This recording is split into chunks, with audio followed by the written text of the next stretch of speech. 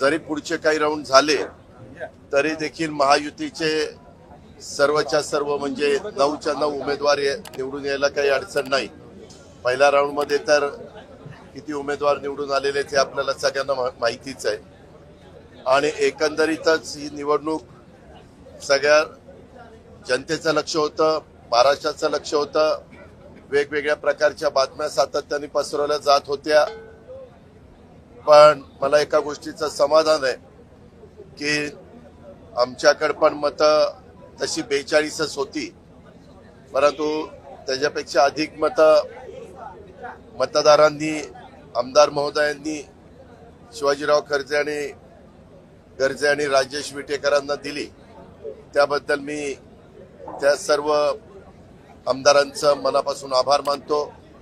त्यांनी टाकलेल्या विश्वासाला निश्चितपणे हे दोघंही योग्य पद्धतीनं काम तिथं विधिमंडळामध्ये करतील। जी काही पक्षाची भूमिका असेल, जनतेची भूमिका असेल ती व्यवस्थितपणे मांडून त्यांचे प्रश्न सोडवतील। वेगवेगळ्या प्रकारच्या चर्चा होत होत्या, हे फुटणार ते फुटणार अशा प्रकारच्या बातम्या येत होत्या, परंतु स्वतः एकनाथराव शिंदे साहेब असतील, देवेंद्र फडणवीस साहेब असतील आणि आम्ही सगळ्यांनीच 2-3 वेळेला एकत्र बसून भाजपची मतं भाजपने सांभाळायची, राष्ट्रवादीची राष्ट्रवादीनं, शिवसेनेची शिवसेनेनं आणि जे बाकीचे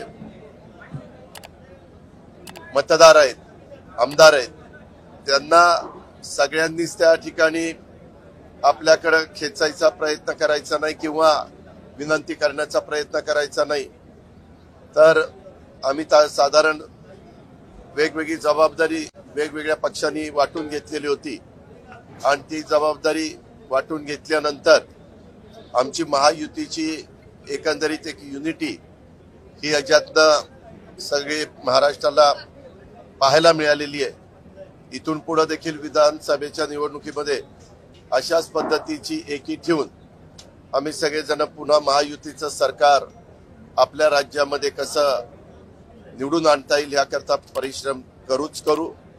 परंतु ज्यांनी मतदारांनी महायुतीच्या उमेदवारांना मतदान केलंय त्या सगळ्यांचं मी आभार मानतो, त्यांना मनापासून धन्यवाद देतो। निवडून आलेल्या सर्व उमेदवारांचं मनापासून कौतुक करतो, मनापासून अभिनंदन करतो। खरं आम्हाला वाटत होतं की ही निवडणूक बिनविरोध होईल, परंतु अचानक एक ॲडिशनलचा उमेदवार आला आणि त्याच्यामुळं निवडणुकीला एक वेगळ्या प्रकारची रंगत चढली।